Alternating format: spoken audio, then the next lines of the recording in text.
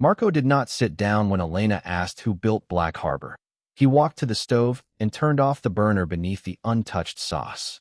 The blue flame vanished with a soft click, leaving only the kitchen clock and the faint hiss of rain against the back window.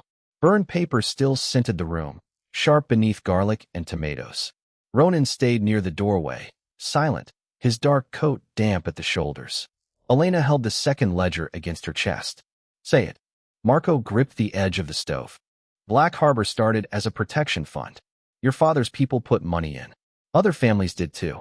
Cash for lawyers, emergencies, problems that needed to disappear. Ronan's expression did not change. That isn't what Patrick found. No, Marco turned around. Because someone realized protection was cheaper when you owned the people who decided whether you needed protecting. Elena opened the ledger. Owned who? Marco took it from her, flipped past years of handwritten columns, and laid it flat beneath the cabinet light. He tapped 3 categories: court, municipal, enforcement, judges, police commanders, city employees, campaign staff. Not all of them knew who ultimately paid them. Some were bribed. Some had debts purchased. Some received consulting contracts through companies that existed only on paper. Ronan stepped closer. The leather of his gloves creaked as his hand curled against the counter. My family authorized this. Your family funded part of it. Marco met his eyes. That's different. Elena watched Ronan absorb the distinction without accepting it. Who controlled it, he asked. Marco shook his head. That was the design. Nobody controlled the entire system on paper. One person approved money. Another moved it. Someone else chose recipients. If one piece fell, the rest survived. Elena ran her finger down a column of 6-figure payments. So Patrick wasn't investigating hidden mafia accounts. He was investigating a private government, Marco said. The phrase hung in the warm kitchen air. Ronan reached for the ledger. Elena caught his wrist. Don't. His eyes dropped to her hand. Why? Because 3 days ago you would have taken this straight to your family. 3 days ago I thought you killed my brother. Exactly. Ronan looked at Marco, then back at Elena. Instead of pulling away, he opened his hand. Then you keep it. Marco stared at him. Elena did too.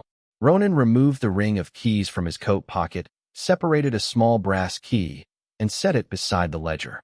Safe deposit box in my private office. Patrick's financial records, family company seals, authorization cards. Things nobody outside the Kearneys has ever been allowed to see. Elena did not touch the key. Why give me access now? Because whoever built Black Harbor counted on me protecting the family before I protected the truth. Marco's mouth tightened. And what happens when the truth destroys your family? Ronan's gaze stayed on Elena. Then at least I'll know who I was supposed to be fighting. A vehicle rolled slowly past the house outside. Headlights swept across the curtains. Ronan moved instantly toward the window, but Elena was already beside him. One of his guards stepped from the shadows across the street and gave a subtle all clear. Ronan looked down at her. You didn't move behind me. You said I see everything you see. I meant information. I didn't. For the first time, Marco looked at them not as a Kearney and a Vitale, but as 2 people making the same decision. He closed the burned ledger and pushed it toward Elena. Then you both need to hear the part one never told anyone. His voice dropped. Black Harbor was built to survive families like ours. And years ago, I helped design the accounting system that made that possible. Marco never finished explaining how Black Harbor's accounting system worked. The kitchen lights went out before he reached the second sentence. Darkness swallowed the room, followed by the soft mechanical click of the refrigerator dying and the sudden silence of the security radio on Ronan's belt. Ronan moved first. He pulled Elena away from the window and pressed her behind the brick wall beside the pantry as headlights swept across the curtains outside. Stay here. Elena caught his sleeve. We stopped doing that. A crash sounded from the front of the house. Wood splintered. One of Ronan's guards shouted outside. Then the voice cut off beneath the roar of an engine. Ronan drew his handgun and moved toward the hallway. Fine. Stay behind me for 30 seconds, then complain. Elena grabbed the second ledger and shoved it beneath her coat. Marco reached for the basement door.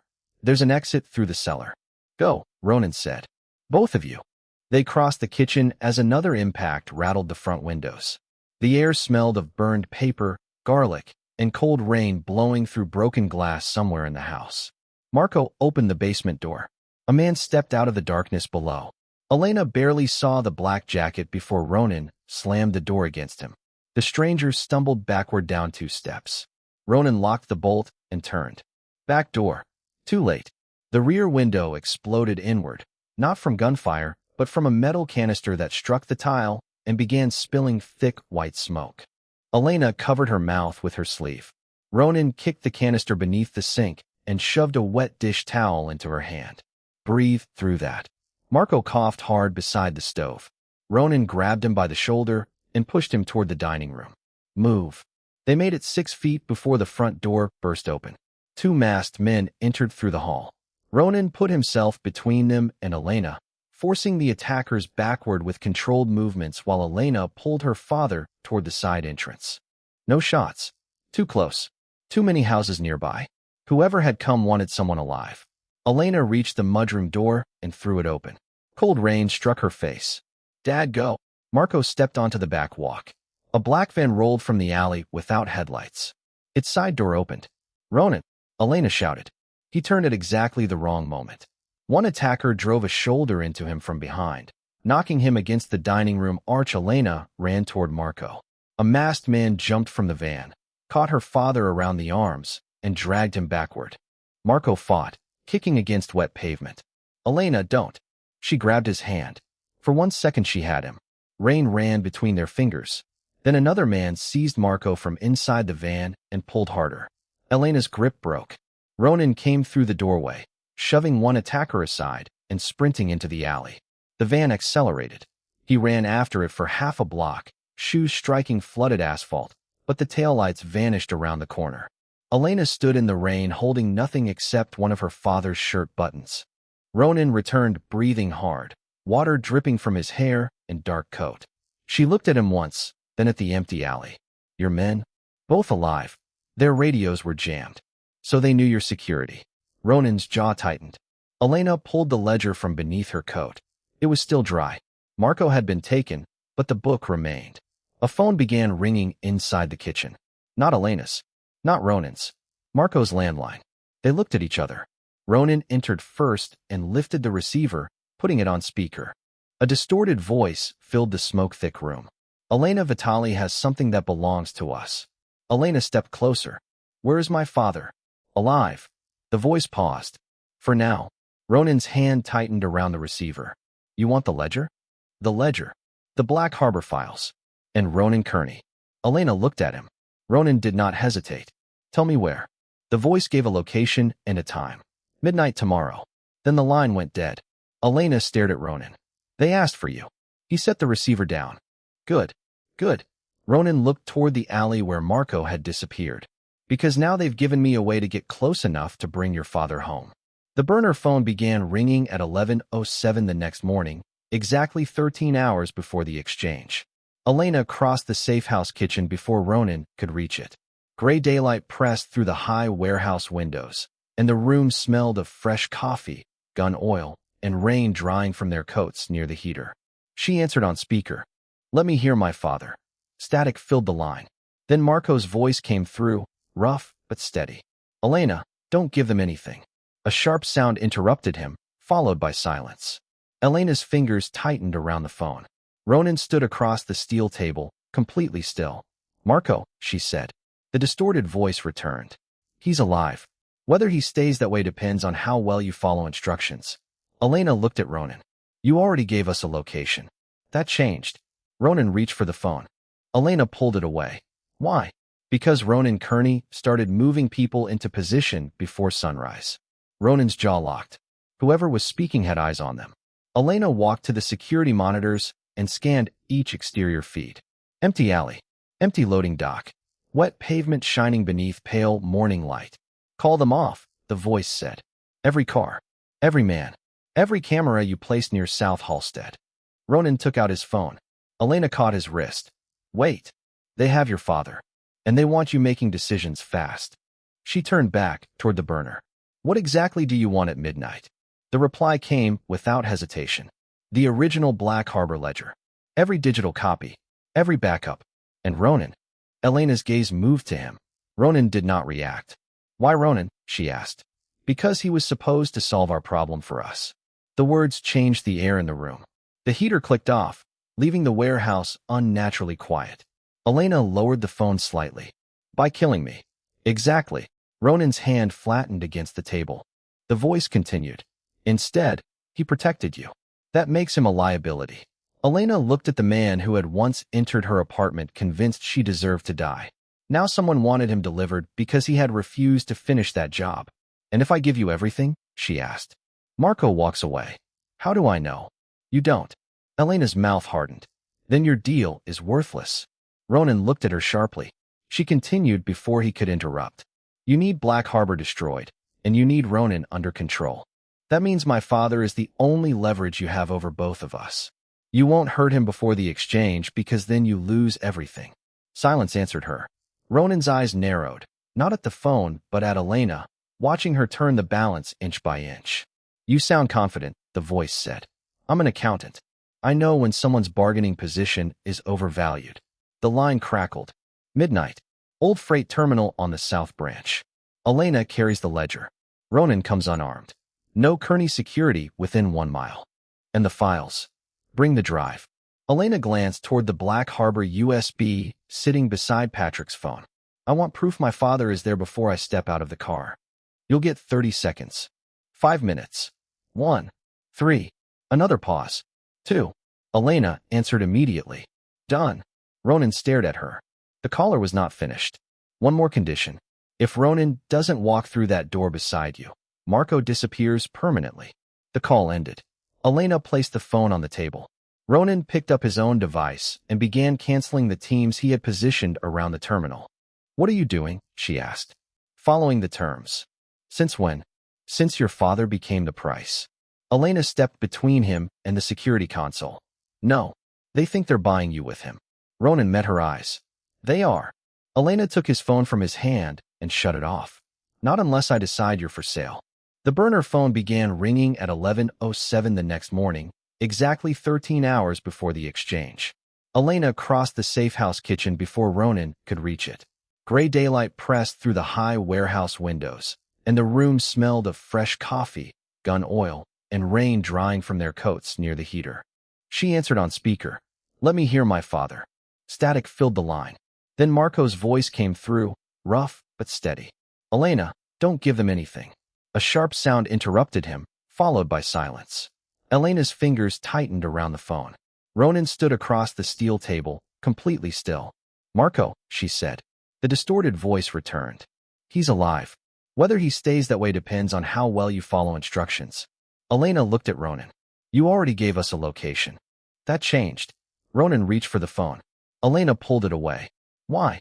Because Ronan Kearney started moving people into position before sunrise. Ronan's jaw locked. Whoever was speaking had eyes on them. Elena walked to the security monitors and scanned each exterior feed. Empty alley. Empty loading dock. Wet pavement shining beneath pale morning light. Call them off, the voice said. Every car. Every man. Every camera you placed near South Halstead. Ronan took out his phone. Elena caught his wrist. Wait. They have your father. And they want you making decisions fast. She turned back toward the burner. What exactly do you want at midnight? The reply came without hesitation. The original Black Harbor ledger. Every digital copy. Every backup. And Ronan. Elena's gaze moved to him. Ronan did not react. Why Ronan? She asked. Because he was supposed to solve our problem for us. The words changed the air in the room. The heater clicked off, leaving the warehouse unnaturally quiet. Elena lowered the phone slightly. By killing me. Exactly. Ronan's hand flattened against the table. The voice continued. Instead, he protected you. That makes him a liability. Elena looked at the man who had once entered her apartment convinced she deserved to die. Now someone wanted him delivered because he had refused to finish that job. And if I give you everything? She asked. Marco walks away. How do I know? You don't. Elena's mouth hardened. Then your deal is worthless. Ronan looked at her sharply. She continued before he could interrupt. You need Black Harbor destroyed, and you need Ronan under control. That means my father is the only leverage you have over both of us. You won't hurt him before the exchange because then you lose everything. Silence answered her. Ronan's eyes narrowed, not at the phone, but at Elena, watching her turn the balance inch by inch. You sound confident, the voice said. I'm an accountant. I know when someone's bargaining position is overvalued. The line crackled. Midnight. Old freight terminal on the South Branch. Elena carries the ledger. Ronan comes unarmed. No Kearney security within 1 mile. And the files. Bring the drive. Elena glanced toward the Black Harbor USB sitting beside Patrick's phone. I want proof my father is there before I step out of the car. You'll get 30 seconds. 5 minutes. 1. 3. Another pause. 2. Elena answered immediately. Done. Ronan stared at her. The caller was not finished. One more condition. If Ronan doesn't walk through that door beside you, Marco disappears permanently. The call ended. Elena placed the phone on the table. Ronan picked up his own device and began canceling the teams he had positioned around the terminal. What are you doing? She asked. Following the terms. Since when? Since your father became the price. Elena stepped between him and the security console. No. They think they're buying you with him. Ronan met her eyes. They are. Elena took his phone from his hand and shut it off. Not unless I decide you're for sale. Ronan waited until Elena finally fell asleep before he traded her father's freedom for his own. The safe house was nearly dark, lit only by the blue security monitors and a single lamp above the steel table where the Black Harbor ledger lay sealed inside a waterproof case. Rain had stopped hours earlier, leaving the high windows fogged at the edges and the warehouse filled with the dry smell of concrete, cold coffee, and warm circuitry. Elena had refused the bedroom. She slept curled on the couch instead, one hand beneath her cheek, her shoes still on, as if she expected the next disaster before morning. Ronan stood 10 feet away and watched her for longer than he should have. Then he picked up the burner phone. He carried it into the garage, closed the inner door, and dialed the number from the kidnapper's last call. The line connected after one ring. You're early, the distorted voice said. The terms changed. Ronan leaned against the hood of the gray sedan. Its metal was cold beneath his palm. Elena doesn't come to the terminal. A pause. She's part of the deal. Not anymore. You don't dictate terms. You need me more than you need her. Ronan opened the waterproof case on the hood. Inside sat the ledger, a duplicate drive Elena believed contained the Black Harbor archive and Patrick's old phone. He photographed all three and sent the image. I bring everything. Alone. You release Marco before I enter the building. Static whispered through the speaker. And Elena? Ronan looked through the garage window, toward the couch beyond. She stays out of it. The voice gave a short laugh. Interesting. 11 months ago, you would have handed her to us yourself.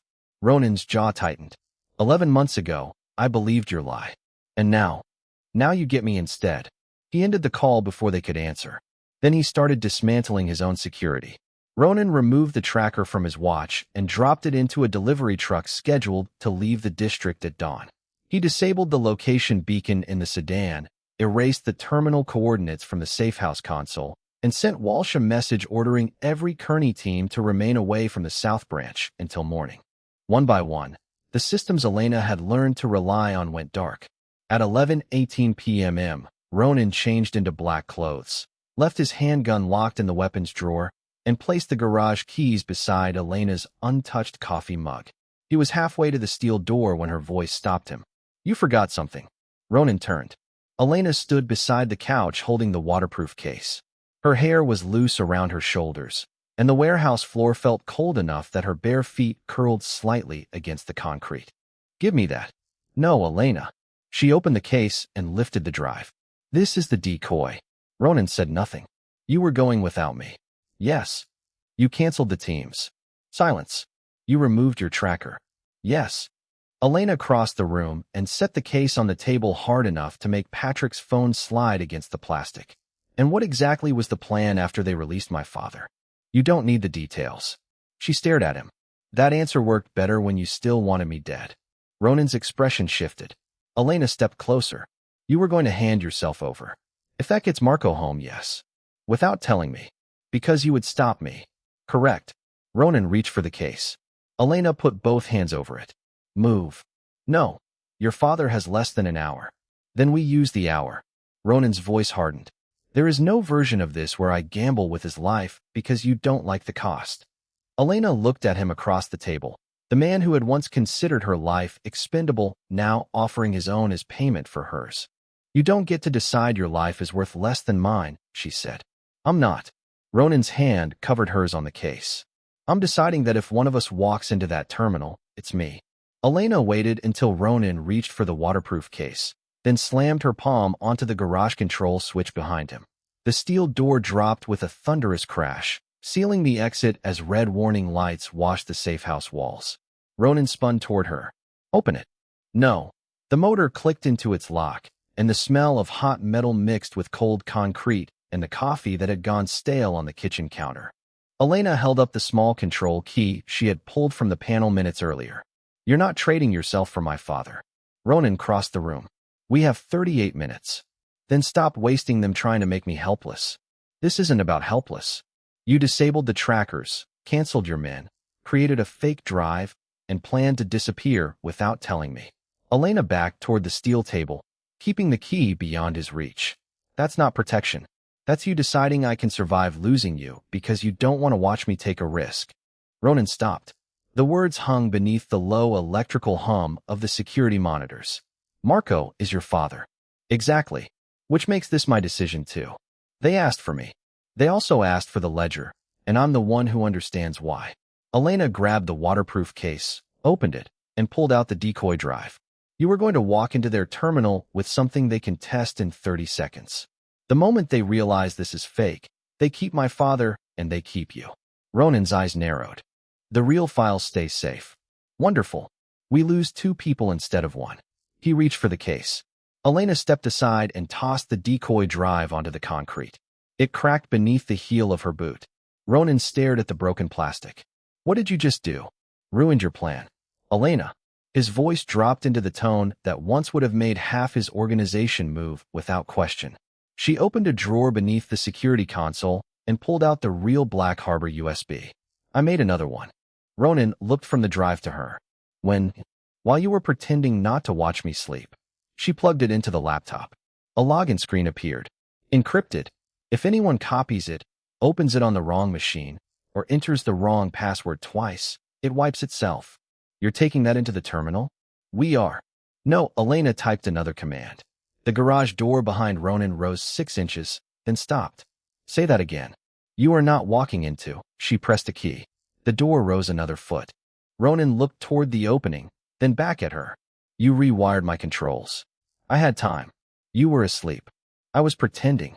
For the first time all night, Ronan had no immediate answer. Elena closed the laptop and pushed the waterproof case toward him. Here's the plan. We arrive together. I control the files. You control the room.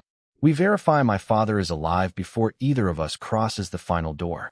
If something changes, we change with it. Ronan shook his head. Too many variables. That's life outside your head. He stepped close enough that she could see the fatigue beneath his eyes. If this goes wrong, then it goes wrong for both of us. That isn't acceptable.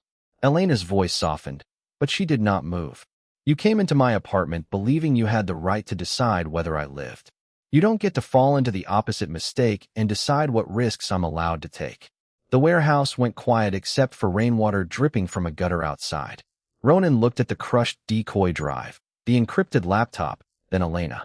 Slowly, he took the garage control key from her open palm. He could have locked her inside. Instead, he pressed it and raised the door completely. Cold night air rolled across the floor. You stay beside me, he said. Elena picked up the case. Beside you, not behind you. Ronan opened the passenger door of the gray sedan. Beside me. The freight terminal smelled of river water, rust, and diesel when Elena and Ronan walked through the loading doors side by side. A row of broken sodium lamps cast orange pools across the concrete, leaving the spaces between them almost black, while loose sheet metal rattled somewhere high in the rafters. Ronan had come unarmed as demanded. Elena carried the waterproof case. Neither mentioned that she had hidden a second encrypted copy of the Black Harbor files elsewhere before leaving the safe house. 2 minutes, Elena said quietly. We see my father, or we walk. Ronan's eyes moved across the catwalks, loading bays, and dark office windows above them. We don't walk without him. A floodlight snapped on. Marco sat in a metal chair 30 yards away, wrists bound in front of him, guarded by 2 masked men. He looked exhausted but upright. Elena. She started forward. Ronan caught her hand. Not her wrist. Not like a captor. His fingers closed around hers for 1 second, anchoring her. Wait. A man stepped from behind a shipping container. Case on the floor. Kearney keeps walking. Elena lifted the case instead. My father comes to me first. That wasn't the agreement. Neither was kidnapping him. The man gestured. One guard pulled Marco to his feet. Ronan leaned closer to Elena without taking his eyes off the room. When he reaches halfway, move left. Why? Because everybody watching you is expecting you to run straight toward him. Marco was pushed forward. 10 feet. 15. The terminal seemed to hold its breath around them. Water dripped rhythmically from a cracked pipe. Somewhere outside, a freight horn groaned across the river. At the halfway mark, Elena moved left exactly as Ronan had said. The floodlight above her exploded, not from a bullet, but from a thrown metal object striking the housing. Darkness swallowed the center aisle. Ronan moved instantly. He grabbed the waterproof case from Elena, hurled it beneath a parked forklift, then drove the machine's emergency start lever down. Its warning alarm screamed through the warehouse. Red safety lights began flashing. Every head turned. Elena ran, not away, toward Marco. She reached him as one guard grabbed for her coat. Elena ducked under his arm, pulled the utility blade she had taped inside her sleeve, and cut through the plastic restraint around her father's wrists. Ronan intercepted the second man before he could reach them, using the forklift barrier to force him away without firing a shot. Door, Ronan shouted. Elena hooked Marco's arm around her shoulders and moved toward a side-loading bay. Can you run? I can complain while running. Good enough. They crossed the concrete as voices shouted behind them. Ronan caught up and shoved a rolling steel cart into the aisle, blocking pursuit. Cold river air hit them when Elena kicked open the side door. A delivery truck sat exactly where Ronan had noticed it on the way in. He smashed the emergency window release, opened the cab from inside, and got Marco into the passenger seat. You said you came unarmed, Elena said as he dropped into the driver's seat. I did, and you planned that. No, the truck engine coughed, then caught.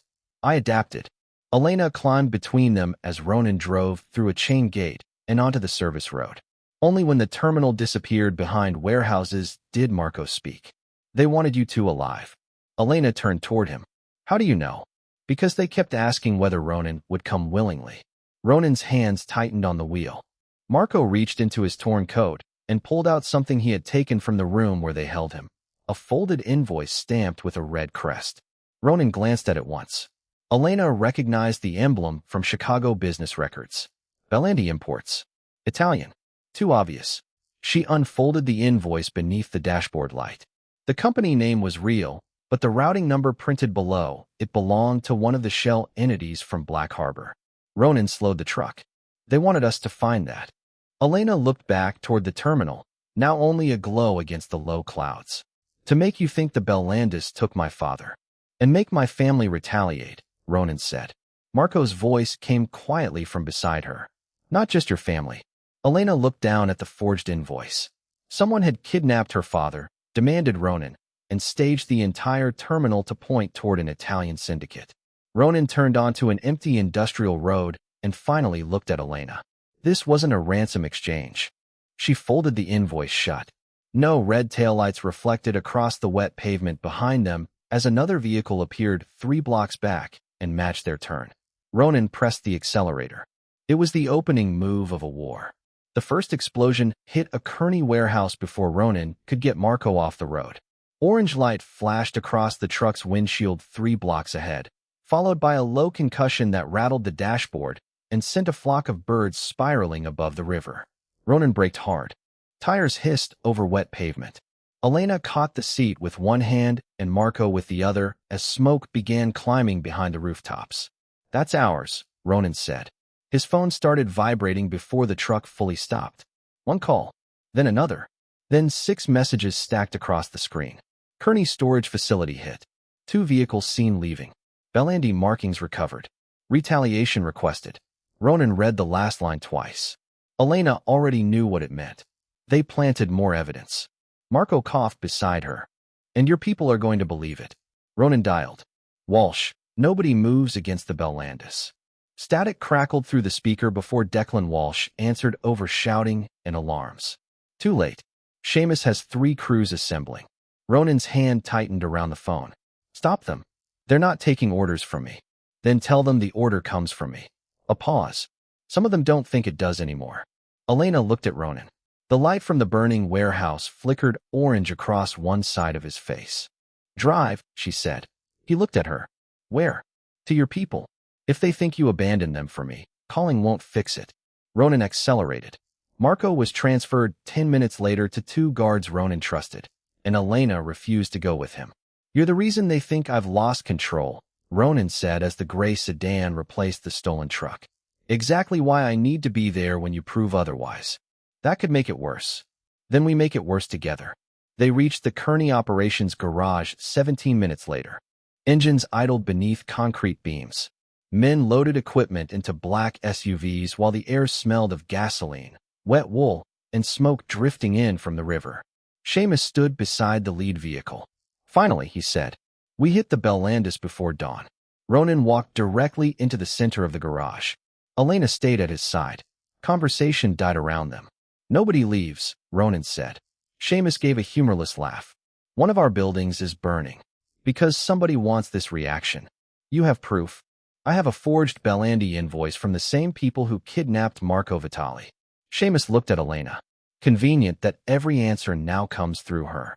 Ronan took the invoice from Elena and tore it cleanly in half. Then forget the paper. Use your head.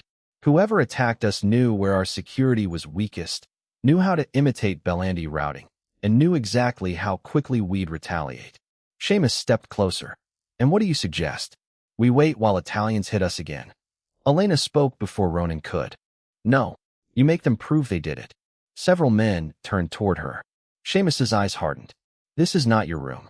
Ronan answered without looking away from his uncle. She stays. Seamus pointed toward the SUVs. Then choose, Ronan. Her theory or your family. The engines continued rumbling around them. Ronan walked to the nearest vehicle, reached through the open window, and pulled the keys from the ignition. Then he did the same to the second. Walsh understood first. He moved down the line, ordering drivers out and killing engines one by one. The garage slowly fell silent. Ronan dropped the keys onto a steel workbench. Anyone who starts a war tonight does it without my name. Seamus stared at him. You're choosing her. Ronan looked at Elena, the woman he had once crossed Chicago to kill, then back at the men waiting for his answer. I'm choosing not to murder people because someone wanted me angry enough to stop thinking. A phone rang near the back of the garage. Then another. Walsh checked his screen and went pale. Ronan. He turned the phone around. A second Kearney property was on fire. This time, the message attached to the alert contained only 6 words. Next one has people inside. Ronan looked at the timestamp. 23 minutes until the sender's promised deadline. Elena reached for the car keys he had thrown down. Then we have 23 minutes to stop reacting and make them react to us. Elena used 19 of their 23 minutes to arrange a meeting with the family Ronan's men had been preparing to attack. The gray sedan cut through Chicago before dawn, tires spraying water from the streets while smoke from the damaged Kearney properties hung low over the river. Ronan drove with one hand on the wheel and the other gripping his phone as Elena spoke to a Bellandi intermediary through an encrypted line. 10 minutes, the man said. Neutral ground. No armed crews, Elena replied. Ronan glanced at her. You're negotiating security now? She muted the call. Would you prefer Seamus negotiated? Ronan faced the road again. Continue. The meeting took place inside a 24-hour Italian bakery, closed to customers until sunrise. Warm yeast and espresso filled the narrow room, completely at odds with the 6 silent men standing along the tiled walls. Sofia Bellandi sat at a table beneath fluorescent lights, pale coat folded over the chair beside her. Elena recognized her instantly from Patrick's parking garage photograph. Ronan stopped across from her. You met my brother the night he died. Sophia's gaze sharpened. And you spent 11 months hunting the wrong woman because someone made sure you never asked me why. Ronan's jaw tightened. Elena pulled out the forged Bellandi invoice and placed it between them. Your name was planted at the freight terminal where my father was held. Tonight, Bellandi markings were recovered after 2 attacks on Kearney property. One of Sophia's men shifted. Ronan noticed. If your family did this, say it now. Sophia leaned back. If we had attacked you, Ronan, you wouldn't need fake invoices to know. Elena turned the document around. Then prove it. How? Move money. Sophia's eyes narrowed. Ronan looked at Elena. Explain. She opened her laptop. The keys clicked beneath her fingers while the bakery refrigerators hummed behind the counter. The shell company printed on this invoice clears through a bank account tied to Black Harbor. If the Bellandis control it, Sophia can authorize a small transfer. $1 is enough. Sophia stared at her. And if I can't, then somebody used your company name without giving you access to the account supposedly connected to it. Ronan stepped away from the table and called Walsh. Evacuate every occupied Kearney site. Nobody retaliates. Give me 15 minutes. Ronan, Walsh said through the speaker. Seamus is already demanding authorization. Ronan looked directly at Elena. He doesn't have it. He ended the call. Sophia took out her phone and contacted her financial manager. 5 minutes passed. Coffee hissed from an automatic machine behind the counter. A delivery truck rumbled through the alley outside. Finally, Sophia set the phone down. No account. No routing privileges. Nothing. Elena turned the laptop toward Ronan. Then the attackers didn't just frame the Bellandis. They built financial evidence specifically to survive a surface-level check. Ronan looked at Sophia. Patrick knew. He suspected someone wanted our families fighting, she said. That's why he contacted me. Why didn't you come to me after he died? Sophia's expression hardened. Because Patrick told me you were the last person he could trust with it. Ronan went very still. Elena watched his fingers curl against the back of the chair. Sophia continued. He believed whoever controlled Black Harbor had someone close enough to you to predict every response you'd make. Elena closed the laptop. Which means the attacks tonight aren't designed to destroy either family. Ronan looked at her. They're designed to make us destroy each other. A phone vibrated on the table. Sophia checked hers. Ronan checked his. Elena's burner lit up instead. One new message appeared from an unknown number. 23 minutes expired. A second line followed immediately. Let's see if you can stop the next one. Ronan reached for the phone, but Elena stood first. No more reacting. She looked from Sophia to Ronan. If someone needs an Irish-Italian war, then we give them the one thing they didn't plan for. Ronan understood before Sophia did. He pulled out a chair and sat across from the woman his family called an enemy. A truce. Sophia studied him. Because she suggested it? Ronan's gaze moved to Elena. Because she's been right every time I stopped trying to kill her long enough to listen. The woman Ronan had spent half the night calling Sophia Belandi locked the bakery doors, pulled a pistol from beneath the counter, and told everyone inside that Sophia Belandi did not exist. The espresso machine hissed behind her, filling the narrow room with roasted coffee and hot steam, while pale dawn pressed against the front windows and turned the wet sidewalk outside the color of steel. Ronan rose from his chair. Elena stayed seated. Explain, he said. The woman glanced toward the Belandi men lining the wall. They already know. One of them turned the deadbolt and lowered the blinds. Ronan looked at Elena, then back at the woman. You met Patrick under a fake name. I met everyone under a fake name. She removed a slim wallet from her coat and slid a press credential across the table. The photograph was hers. The name was not. Claire Donnelly, investigative reporter. Elena picked it up. You're a journalist? I was. Then I found Black Harbor.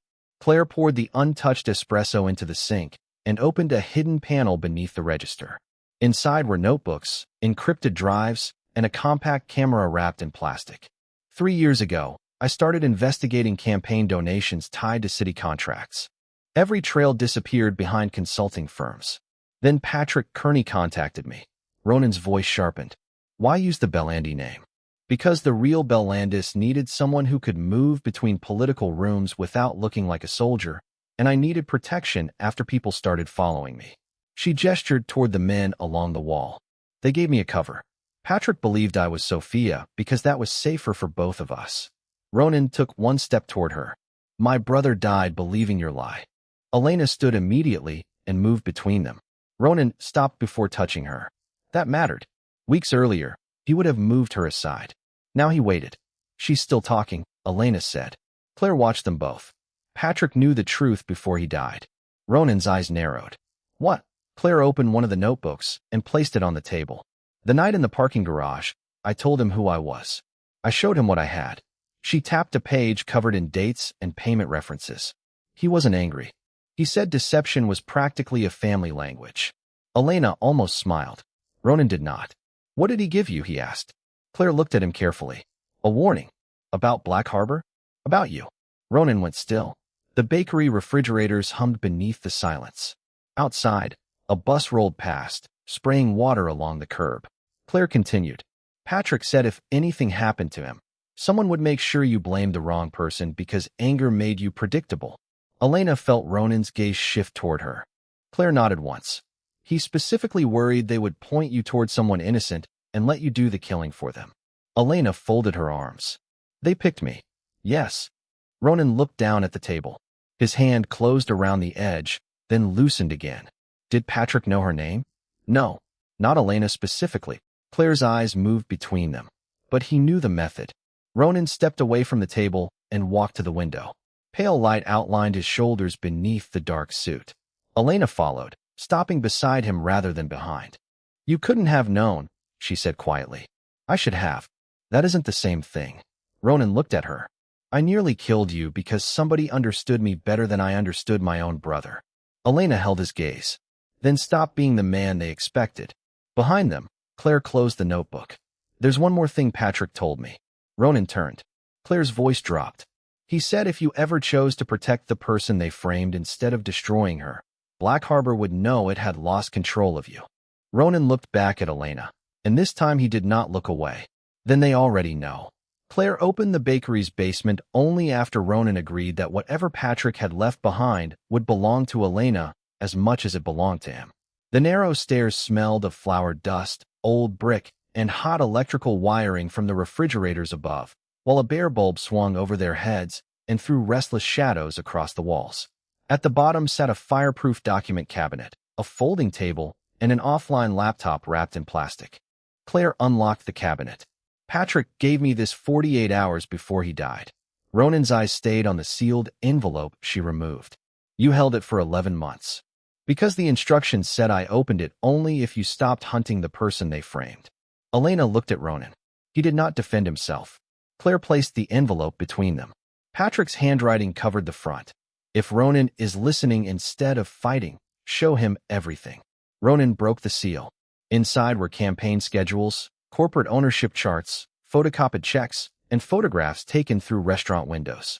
Elena spread them across the metal table while the old ventilation fan rattled overhead. One photograph showed Seamus Kearney entering a private dining room with Adrian Vale, the businessman whose mayoral exploratory committee had sponsored the fundraiser where Elena received the anonymous note. Another showed them leaving separately 90 minutes later. Ronan picked up a campaign finance sheet. Vale's people have worked with my family for years. Publicly, Claire said. Patrick discovered something different. Elena compared the payment dates against the Black Harbor entries on her encrypted drive. She stopped at 3 matching amounts. These aren't donations. Her finger moved from one column to another. Black Harbor pays a consulting company. The consulting company pays Vale's political operation. Then city contracts move to businesses Seamus controls. Ronan's expression hardened. That buys influence. More than influence, Claire said. She powered on the offline laptop. Patrick believed Seamus was helping Vale build a system where political power protected Black Harbor, and Black Harbor removed anyone who threatened Vale. A short audio file appeared on screen. Ronan reached for the trackpad, then stopped and looked at Elena. Together? Elena nodded. He pressed play. Patrick's voice filled the basement. Thin through the laptop speaker, but unmistakable. If Vale wins the mayor's office, Seamus won't need to bribe city officials one at a time anymore. He'll have access from the top. Black Harbor becomes permanent. The recording crackled. Patrick continued. Ronan will never support it if he knows. That's why Seamus needs him angry, loyal, and looking in the wrong direction. Elena watched Ronan instead of the screen. His thumb brushed the edge of Patrick's old envelope until the paper bent beneath it. Me, Elena said quietly. They gave you someone to hate. Ronan looked at her. And I did exactly what they expected. Until you didn't. Claire slid another photograph forward. Seamus and Vale stood beside a campaign car, smiling beneath a banner announcing the mayoral race. Ronan gathered every document into the envelope. We leave now. Claire blocked the cabinet. Where? Home. Elena caught his arm. If you walk into Seamus's house angry, Patrick's warning wins again. Ronan looked down at her hand, then slowly unclenched his own. Then tell me what you would do. Elena glanced at the campaign schedule. Vale had a private donor meeting that evening. Seamus was listed nowhere. She picked up Ronan's phone and placed it in his palm. Don't accuse him. Make him think we still believe the Bellandis are responsible. Give him exactly what he wants. Ronan understood. He dialed Seamus. The call connected almost immediately. Where are you? Seamus demanded. Ronan looked directly at Elena as he answered. I was wrong. We should have hit the Bellandis when you said. Silence. Then Seamus exhaled. Finally. Ronan's eyes never left Elena's. Tell me where to meet you.